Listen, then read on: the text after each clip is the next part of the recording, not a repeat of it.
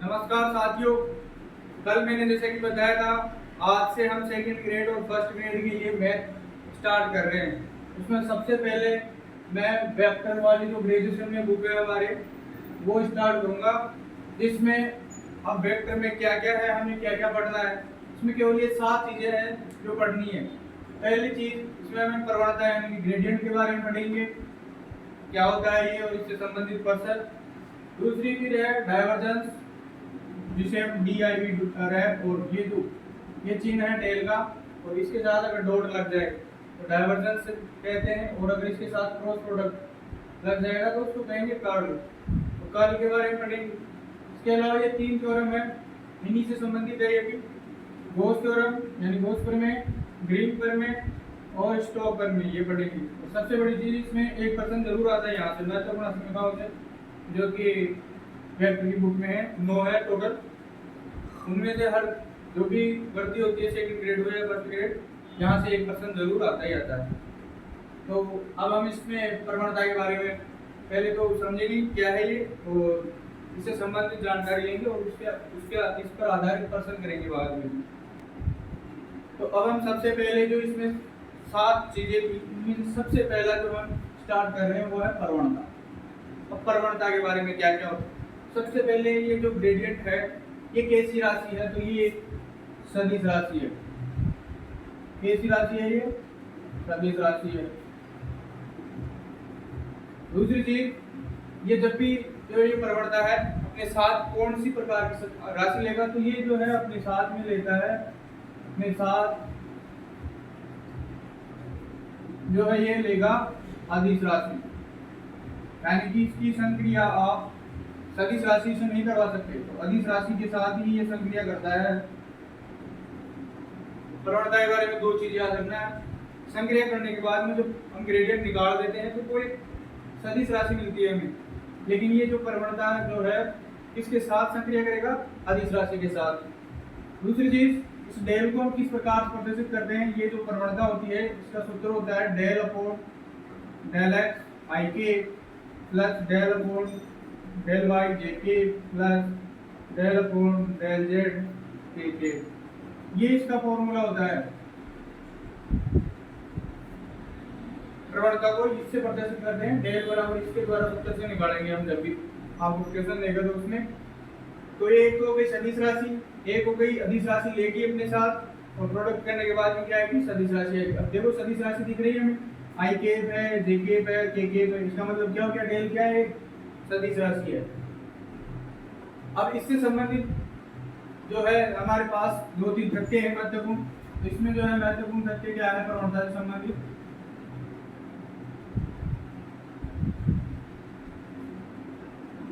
इसमें पहला है कि जब भी हम कोई भी आपको फंक्शन दे दे है, एफ दे देगा, तो उसको अगर आप डेल एफ निकाल रहे हो तो ये डेल एफ किसको प्रदर्शित करता है? ये किसी समतल में, किसी समतल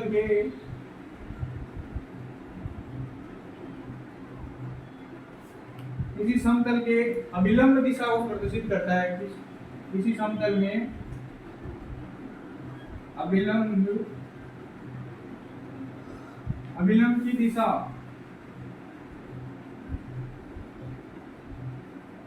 में एक सदिश को प्रदर्शित करता है, में एक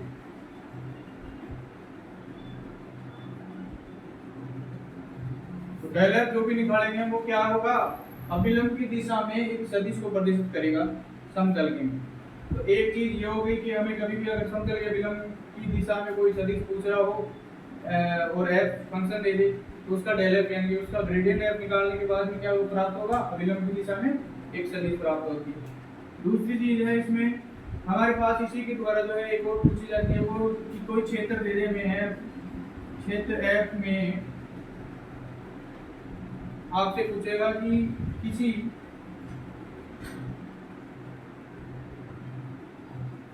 सदिश ए वेक्टर की दिशा में दिक् अवकलज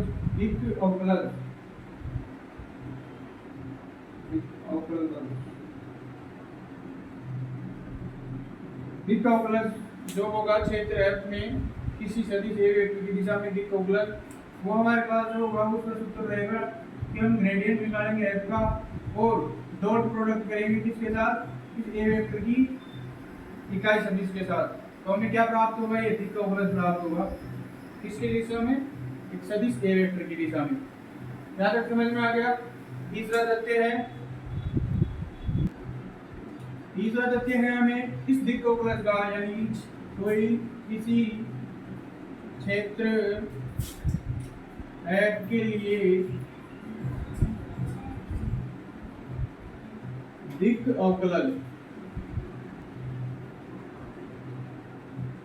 देखो ये था a वेक्टर की दिशा में। अगर a वेक्टर की दिशा में नहीं पूछे और केवल ऐसे ही पूछे कि f के लिए दिक् अवकलज क्या होगा, तो डेल f होता है। क्या होता है, डेल f होता है दिक् अवकलज। लेकिन आपको ये पूछे कि इस दिक् अवकलज का मैक्सिमम अधिकतम मान क्या होगा, तो दिक् अवकलज का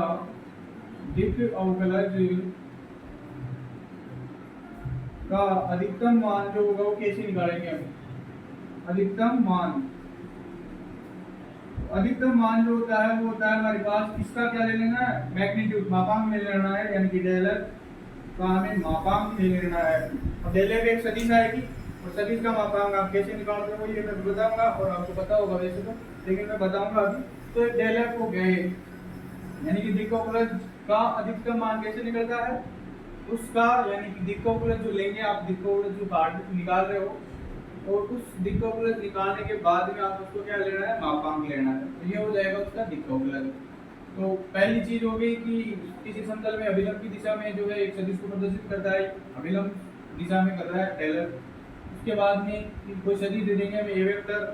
और उसकी दिशा में दिक् अवकलज पूछेगा, तो वहाँ पे जो है टेलर निकालने के बाद में उसको इस सदिश का इकाई सदिश निकालेंगे और उसके साथ डॉट प्रोडक्ट कर देंगे। तीसरी चीज है डेल एफ जो होता है वो दिक् अवकलज को प्रदर्शित करता है, और इस दिक् अवकलज का अधिकतम मान जो होता है वो डेल एफ का मापांक निकालने पर हो जाता है। तो अब आगे हम करते हैं इसमें, अब प्रवणता पर आधारित जो मैंने अब तक समझा है उससे संबंधित एक क्वेश्चन है हमारे पास, जिसमें पूछा गया है एक फलन दे दिया है x² yz प्लस 4xz²। उसमें पूछा है के लिए दिक् अवकलज बिंदु भी दिए है यहाँ पे, यानी x और yz का मान, x का मान y का और ये है z का, ये मान दे दिया हमें इसमें। और फिर बोला है कि इस पर एक सदिश दे रखी है, जैसे कि वहाँ पे मैंने बताया था a वेक्टर, तो वैसे ही a वेक्टर का मान हो गया की दिशा में दिक् अवकलज यानी कि डेल f निकालना है और फिर दिक् अवकलज का अधिकतम मान ज्ञात करना है। तो सबसे पहले हम क्या करेंगे, जो दे रखा है वो लिख लेंगे इसमें। सॉल्यूशन क्या होगा, तो f दे रखा है हमें एक, तो ये x² yz प्लस 4xz² और a वेक्टर दे रखी है 2i minus j minus 2k, और जो बिंदु दे रखी है हमें वो बिंदु दे रखी है 1 2 माइनस j। पूछा क्या है सबसे पहले इस सदिश की दिशा में, तो सदिश की दिशा में यानी a कैप निकालेंगे, तो a कैप निकल जाएगा यहाँ से हमें, a कैप बराबर क्या होता है a वेक्टर बटा a वेक्टर का मापांक। तो इसका मापांक क्या होगा, मापांक निकालेंगे तो देखो यहाँ पे ये हो गया मापांक कि i कैप का गुणांक का स्क्वायर अंडर रूट लेने के बाद में 4 प्लस j कैप के गुणांक का 1 प्लस और k कैप का गुणांक का स्क्वायर 4। तो क्या हो गया, अंडर रूट 9 हो गया, तो अंडर रूट 9 का मान कितना हो गया 3, यानी कि इसका मान 3 हो गया बटा में 3, और a वेक्टर ये है 2i minus j minus 2k। तो ये कैप भी आ गया, f आ गया। अब निकालना क्या है, डेल f, क्योंकि हमारे पास सूत्र क्या था, del f dot a cap था। तो डेल f निकलेगा यहाँ से, ग्रेडियंट f बराबर क्या होगा, यहाँ से निकालेंगे तो पहले डेल का सूत्र लगाएंगे, यहाँ पे del upon del x i cap plus del upon del y j cap और del upon del j cap. ये हो गया हमारे पास फलन रखेंगे यहाँ से x² yz प्लस 4xz²। अब यहाँ पे देखो सबसे पहले हम इसका जो पूरा फलन होगा वो यहाँ पे आगे होगा गुणा, तो i कैप वाला पार्ट लिखेंगे पहले इसमें, i कैप ये आ गया i कैप ऐसे वैसा, और इसमें क्या क्या हो गया देखो डेल अपॉन डेल x, यानी कि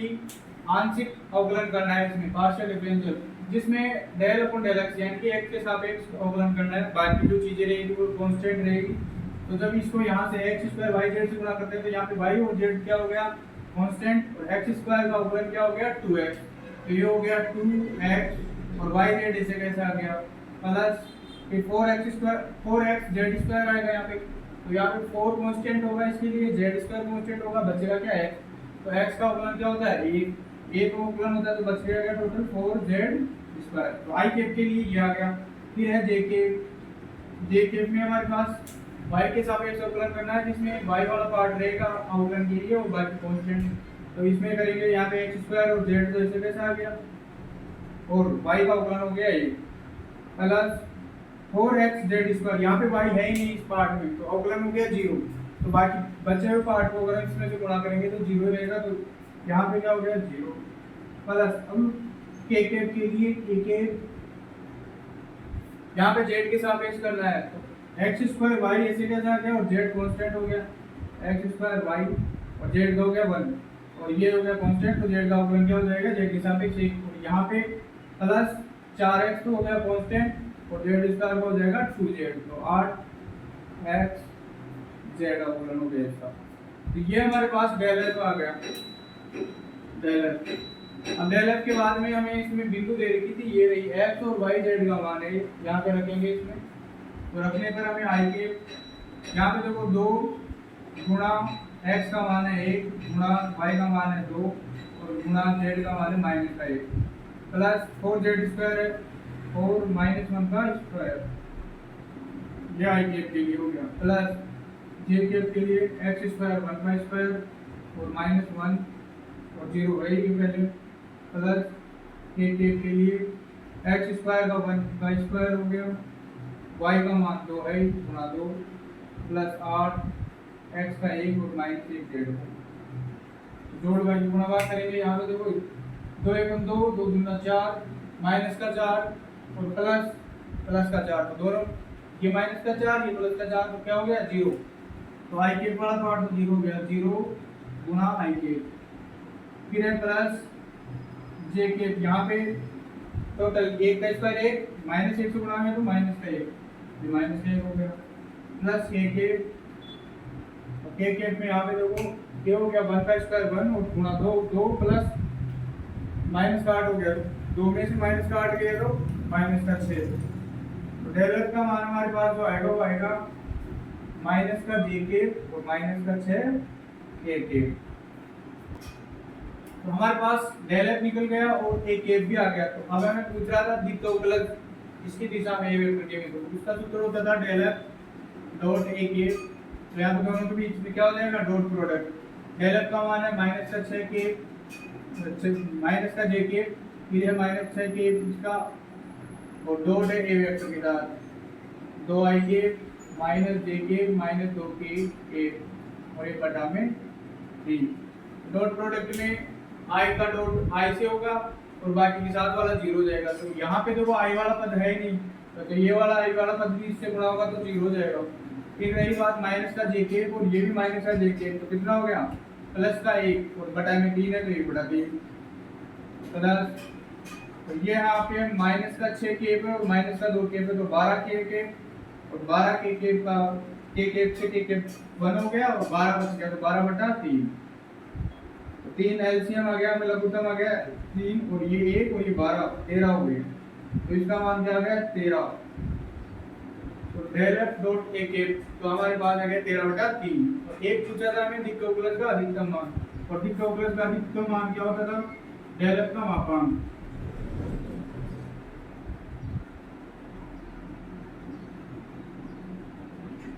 डेल f का अधिकतम डेल f का मापांक निकालेंगे, ये रहा डेल f हमारे पास, इसका मापांक निकालेंगे तो क्या हो जाएगा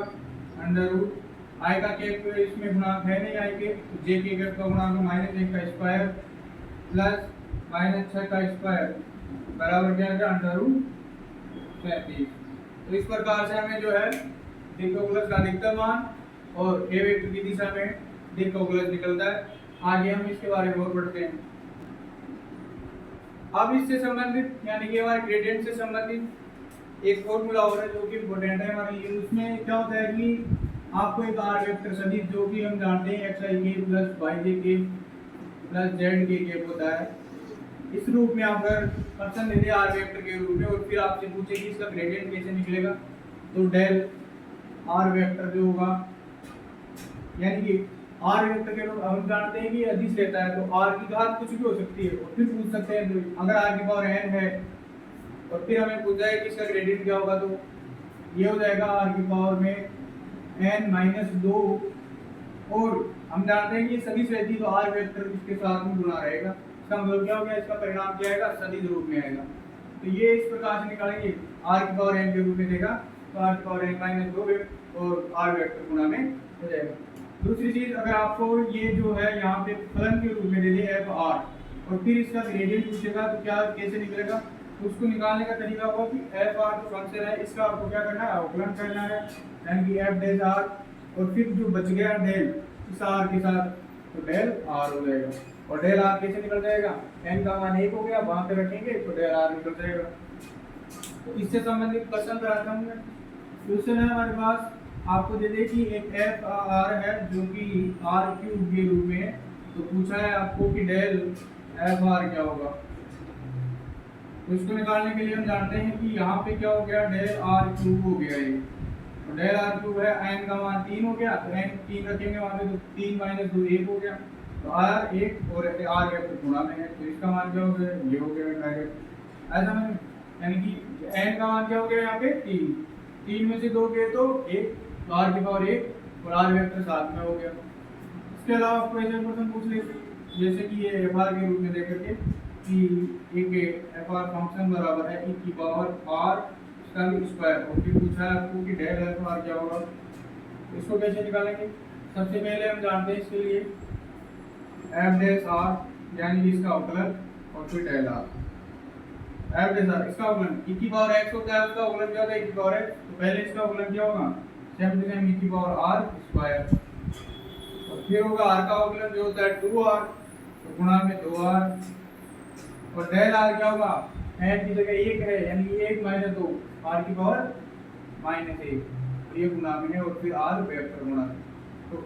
e की पावर r स्क्वायर और गुणा में 2 r और r की पावर -1 का मतलब r की पावर 1/r,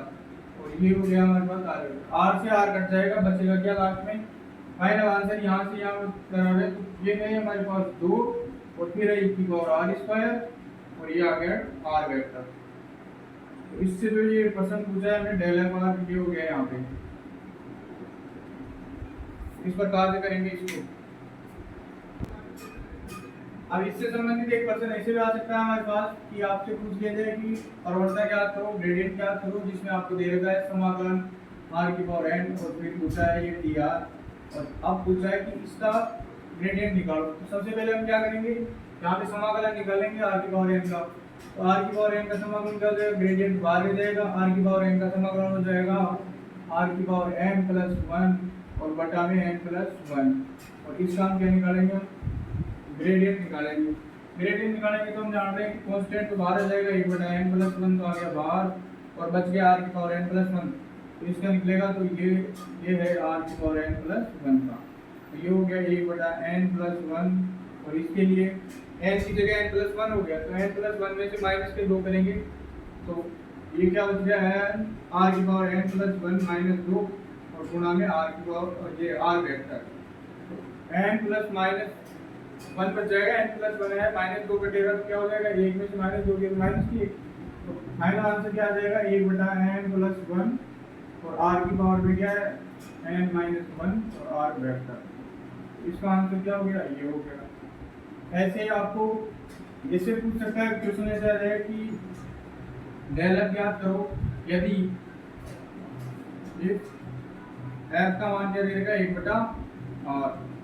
1/r है, यहाँ पे 1/r का मतलब क्या हो गया, घात r की घात कितनी होगी -1, तो n बराबर क्या हो जाएगा -1 हो जाएगा। तो देखो डायरेक्ट कैसे करेंगे, इसमें n का मान क्या हो जाएगा -1, तो डायरेक्ट कैसे निकलेगा, हम डायरेक्ट ज्ञात करें तो कि r की पावर n - 2 r वेक्टर होता है, तो यहाँ पे माइनस का 1 है n का मान, n बराबर -1 हो गया, तो डेल एफ कैसे हो गया, डेल एफ बराबर हो गया r की पावर ये माइनस का 1 और माइनस का 2 यानी -3 r वेक्टर। इसको ऐसे भी लिख सकते हैं, या फिर अगर बटा के रूप में लिखे तो r वेक्टर ऊपर और नीचे आ जाएगा r क्यूब।